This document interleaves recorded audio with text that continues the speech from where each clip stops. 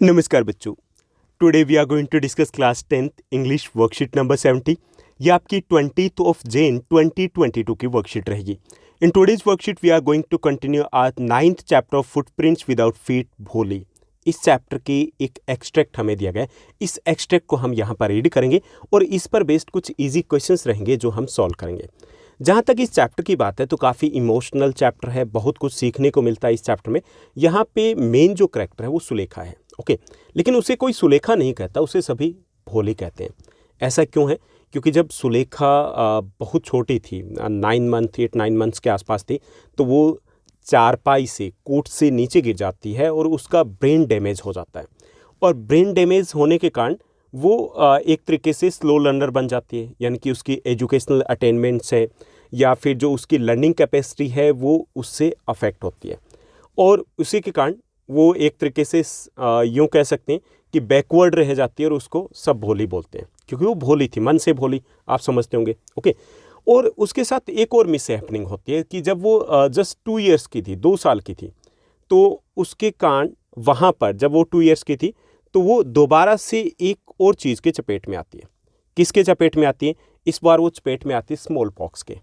और small pox के कारण उसका फेस जो है वो परमानेंटली डिसफिगर्ड हो जाता है, क्योंकि उसके फेस के ऊपर, पूरी बॉडी के ऊपर, यानी अलग अलग ब्लैक पॉक मार्क्स हो जाते हैं अलग से, ओके। और इसके कारण ये हुआ कि बच्चे हैं वो उससे इंटरेक्ट करना बंद कर देते हैं। पेरेंट्स हैं, उनको लगता है कि she is just like that, burden है उनके ऊपर, ओके। उसे वो मानते हैं कि this she is useless and good for nothing, किसी काम की नहीं है ये। और साथ ही साथ क्योंकि उसका कॉन्फिडेंस डाउन चला जाता है और वो लेट बोलना भी स्टार्ट करती है, यानी कि बहुत कुछ उसके साथ बुरा होता है। लेट बोलना शुरू करती है, चेहरा ठीक से नहीं होता, ब्रेन उसका ठीक से वर्क नहीं कर रहा होता, और बच्चे हैं उसको एक तरीके से मजाक उड़ाते हैं, तो वो कॉन्फिडेंस खो देती है, वो कम बोलना शुरू कर देती है, और जब बोलती है तो वो हकलाती है, ओके, यानी कि वो स्टेमर्ड, यानी अटक अटक के बोलती है। अब यहाँ तक तो ये सब कुछ होता है। अब उसके बाद उसके साथ कुछ अच्छा भी होता है। अच्छा ये होता है कि गांव में प्राइमरी स्कूल है वो ओपन किया जाता है, और जब प्राइमरी स्कूल ओपन किया जाता है तो जो भोली के फादर हैं, रामलाल नंबरदार हैं, तो उनको जब ऑफिशियल आते हैं तो उनको कहते हैं कि रामलाल आप अपनी बेटियों को भेजिए स्कूल में। अब बेटियों को स्कूल में भेजिए ताकि बाकी के लिए एग्जाम्पल सेट हो। उस टाइम में कौन बेटियों को भेजता था स्कूल में? लगता था कि उनके लिए एजुकेशन नहीं है, ऐसा कुछ सोचती थी सोसाइटी। सो अब फैमिली में क्या होता है कि उसकी जो मदर है भोले की, वो भी एक तरीके से यूँ कह सकते हैं कि ट्रेडिशनल हाउसवाइफ है, and she was not in the favour of the education of girls. वो भी गर्ल्स के एजुकेशन के फेवर में नहीं थी। फिर उन्होंने सोचा कि गुड फॉर नथिंग जो भोली है उसको स्कूल में भेज देते हैं, मतलब बात भी रह जाएगी और हम अपनी बेटियों को स्कूल में नहीं भेजेंगे। अब भोली को वहाँ भेज दिया जाता है और वहाँ जा कर के उसे एक टीचर मिलती है जो उसकी पूरी लाइफ को चेंज कर देती है।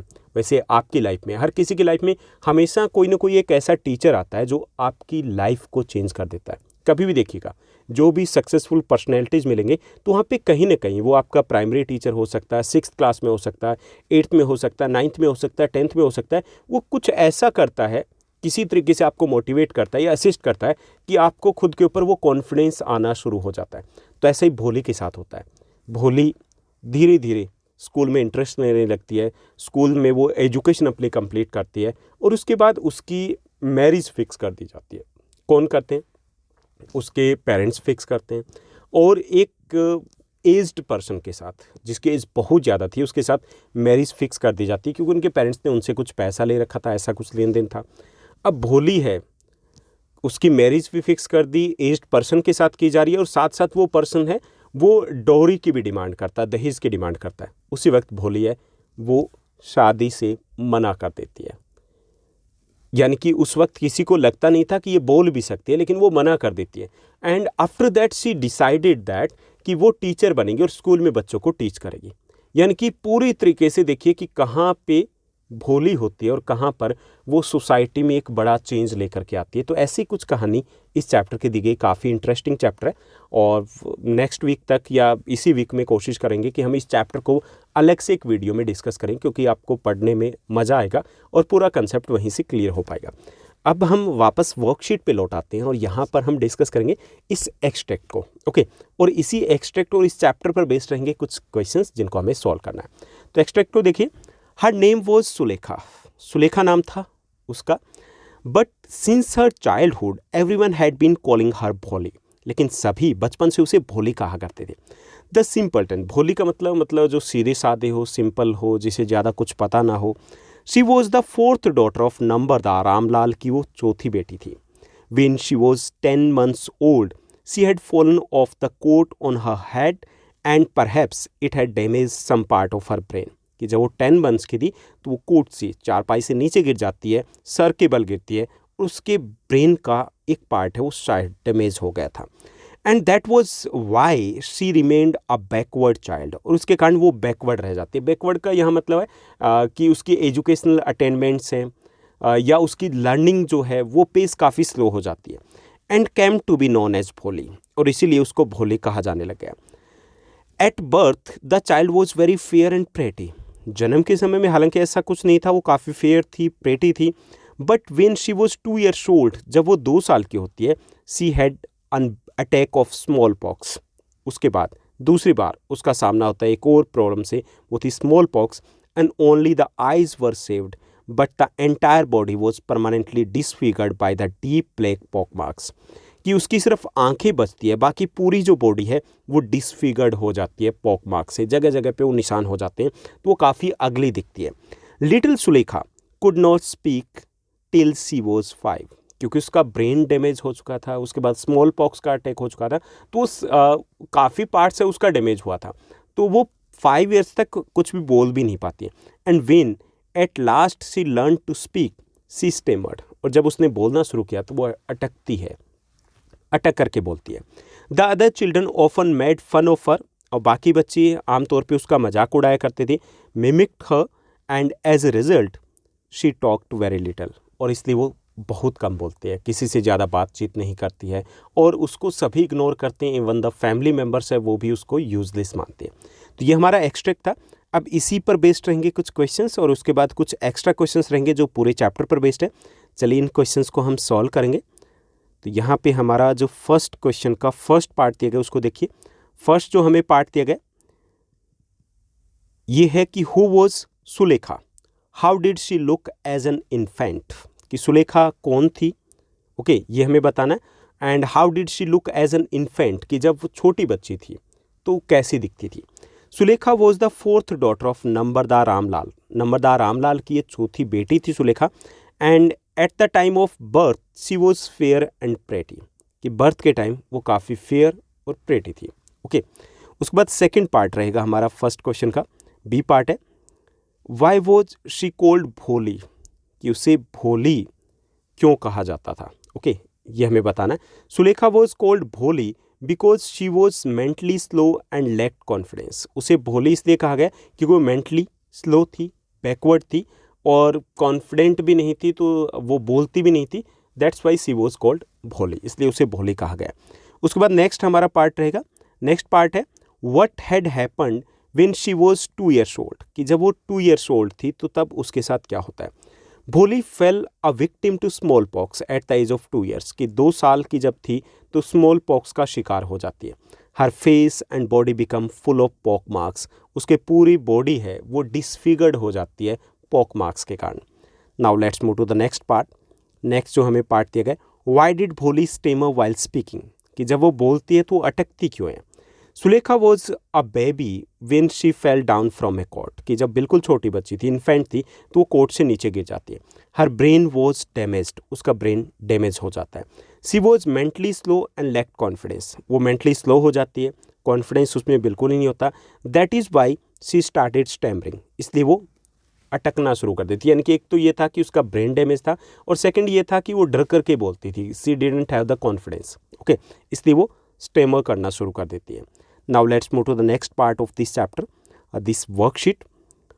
Who mocked her and what was the result, उसका मजाक कौन उड़ाते थे और उसका रिजल्ट क्या हुआ। The other children often made fun of her and as a result she talked very little, और उसके कारण उसने कम बोलना शुरू कर दिया। According to you what does it mean to be a backward child, हमें बताना कि बैकवर्ड चाइल्ड जैसा कि इस एक्सट्रैक्ट में दिया गया है, तो इसका मतलब क्या होता है। The backward child is defined as one whose educational attainments and learning are slow, कि बैकवर्ड चाइल्ड उसे कहा जाता है जिसके एजुकेशनल अटेनमेंट्स कम हो, ओके, जो पढ़ने में ज़्यादा तेज़ ना हो, ओके, बहुत पीछे हो, तेज़ नहीं बहुत ज़्यादा पीछे हो, या किसी भी चीज़ को सीखने में स्लो हो, तो उसे बैकवर्ड कह सकते हैं। उसके बाद नेक्स्ट जो हमारा क्वेश्चन रहेगा, नेक्स्ट क्वेश्चन दिया गया, find the antonym of temporarily, जो वर्ड दिया गया है एक्सट्रैक्ट में से, इसका एंटोनिम हमें फाइंड आउट करना है। तो इसका जो एक्सट्रैक्ट में दिया गया वो होगा परमानेंटली, ओके, परमानेंटली उसकी बॉडी डिसफिगर्ड हो गई थी, तो वहाँ पर इस वर्ड को यूज़ किया गया। Now let's move to the second question of this worksheet. Second जो क्वेश्चन है, why was Bholi so scared when she was being taken to the newly open primary school, कि जब उसे न्यूली ओपन प्राइमरी स्कूल में ले जाया जा रहा था तो वो इतनी डरी हुई क्यों थी।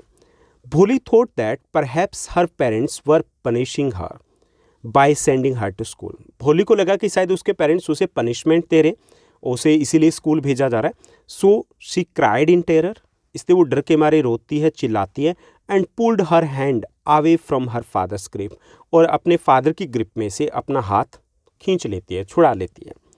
Now let's move to the next one, third question रहेगा। थर्ड क्वेश्चन है, Bholi's family took good care of her, Bholi की फैमिली उसके अच्छे से ध्यान रखती है। डू यू एग्री और डिसएग्री, हमें बताना है, and give a reason for your answer, और हमें इसका रीज़न भी देना है। No, I strongly disagree because her parents thought her useless and good for nothing, कि मैं इस बात से एग्री नहीं करता क्योंकि उसके पेरेंट्स उसे यूजलेस मानते थे और उसे मानते थे कि किसी काम की नहीं है। According to her parents she was burden for them, और उसके पेरेंट्स के अकॉर्डिंग वो उनके लिए एक बोझ थी। उसके बाद नेक्स्ट जो क्वेश्चन रहेगा, फोर्थ क्वेश्चन है, यहाँ पे दिया गया, ये आपका हाई ऑर्डर थिंकिंग स्किल का क्वेश्चन रहेगा। Valli a mere chit of girl and Bholi a harmless dumb cow, this is how these two girls were referred by the others, कि जैसे वली है या भोली है, उसको लेकर के कई सारे लोग कमेंट्स करते थे कि मतलब एक लड़की तो है वल्ली की अगर बात की जाए, ऐसे ही भोली की बात की जाए तो वल्ली की तरह ही भोली के बारे में कि ये तो डम काऊ की तरह है, मतलब इसको कुछ पता ही नहीं है, इस तरीके के कमेंट्स किए जाते थे। And yet it is the same to girls who achieved extraordinary feats, लेकिन बाद में यही जो गर्ल्स है वो कुछ एक्स्ट्रा ऑर्डिनरी करके खुद को प्रूव करती है। Compare and contrast Valli and भोली, दोनों को हमें कंपेयर करना है एक तरीके से, दोनों के बारे में हमें बताना है कि उनका नेचर कैसा था, क्लियर।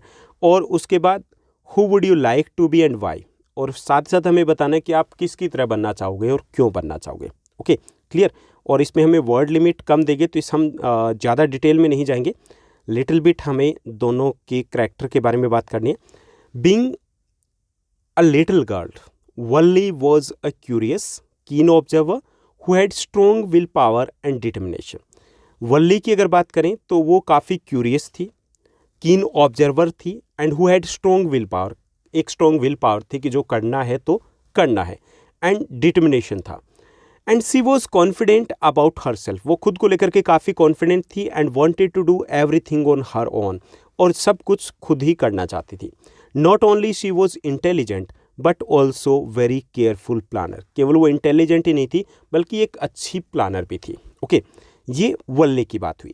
अगर हम बात करें भोली की, on the other hand Bholi was a simple but sensitive girl, Bholi की बात करें तो सिंपल और सेंसिटिव गर्ल थी। Unfortunately she suffered from a head injury and smallpox से वो सफ़र करती है, समस्या आती है उसके साथ, and it made her suffer all through her life, और इसी के कारण पूरी लाइफ उसे सफ़र करना पड़ता है। विद हर टीचर सपोर्ट, अपने टीचर के सपोर्ट के कारण she grew to be a confident, उसमें वो कॉन्फिडेंस आता है, बोल्ड बनती है और इंडिपेंडेंट बनती है। Seeing her teacher's faith in her abilities she made efforts to improve herself, और जब उसने देखा कि टीचर्स उसके लिए एफर्ट्स कर रहे हैं, उसके एबिलिटीज़ के लिए कोशिश करें, तो उसने भी वो एफर्ट्स लगाए खुद को इम्प्रूव करने के लिए। Her confident and bold attitude to raise her voice against a social evil prove that she was educated in true sense of terms, और जब वो एक सोशल इविल के खिलाफ आवाज़ उठाती है तो इसे प्रूव होता है कि वो ट्रू सेंस में एजुकेटेड गर्ल बन जाती है। अब हमें बताना है, दोनों का कंपैरिजन हो गया कि दोनों एक अलग करैक्टर हैं और दोनों से हम इंस्पायर्ड हो सकते हैं। तो आपको बताने कि आप किससे इंस्पायर्ड हो और क्यों। तो आई feel I have learned a big lesson in life from reading about, अब देखिए आपके ऊपर डिपेंड है, आप किसी का भी नेम यहाँ पे मेंशन कर सकते हो कि I feel I have learned a big lesson in life after reading about Valli और भोली। कोई एक नाम लिख दीजिए जिससे आप इंस्पायर्ड हो। And I want to be like Valli और भोली, जिसकी तरह बनना चाहते हो वो यहाँ पर आप मेंशन कर दोगे। तो ये थी हमारी आज की वर्कशीट। उम्मीद करता हूँ सब कुछ आपको अच्छे से समझ में आया होगा। अगर आपको ये वीडियो, ये वर्कशीट अच्छी लगी तो इस वर्कशीट को लाइक और शेयर ज़रूर कीजिएगा। और हाँ, एक और इम्पॉर्टेंट बात कि आपके जो सेकंड टर्म के काफ़ी सारे स्टूडेंट्स के कमेंट्स आ रहे हैं कि सर आपके सेकंड टर्म के सोशल साइंस के चैप्टर्स करवा दीजिए, उसके बाद इंग्लिश या हिंदी के ऊपर भी फोकस करना है हमें। तो आपके सोशल साइंस का हिस्ट्री का चैप्टर वो ऑलरेडी मैं पब्लिश कर चुका हूँ, 2 पार्ट्स में आ चुका है। इंग्लिश मीडियम में भी ये चैप्टर कई सारे पार्ट्स में मैं ऑलरेडी पब्लिश कर चुका हूँ। तो नहीं देखा तो प्लेलिस्ट में जाकर के आप इसको सर्च कर सकते हो। क्लास 10 सोशल साइंस के जीनियस बैच में और क्लास 10 जो लीडर्स बैच है हिंदी मीडियम के लिए, तो वहाँ पर आपको ये चैप्टर मिल जाएंगे। दूसरा ये कि आपके ज्योग्राफी और इकोनॉमिक्स के जो चैप्टर है, 2 चैप्टर्स आपके जियो के हैं, 2 चैप्टर्स आपके इको के, वो भी मैं पार्ट्स में पहले पब्लिश कर चुका हूँ। जहाँ तक वन शॉट वीडियो की बात है तो ये आपके नेक्स्ट 4-5 डेज़ में मिल जाएंगे। कल आपको पहले चैप्टर का वीडियो मिलेगा पोल साइंस का, उसके बाद सेकंड इको का पब्लिश करूंगा और उसके बाद जियो का, यानी कि एक एक करके आपको आने वाले 6-7 डेज़ में सारे चैप्टर्स हम कवर अप कर लेंगे। पहले हिंदी में होंगे, उसके बाद हम इंग्लिश में करेंगे, और जब हमारा सोशल साइंस हो जाएगा तो उसके बाद हम बाकी सब्जेक्ट के ऊपर भी फोकस करने वाले हैं। आपके सपोर्ट के लिए thank you and love you all.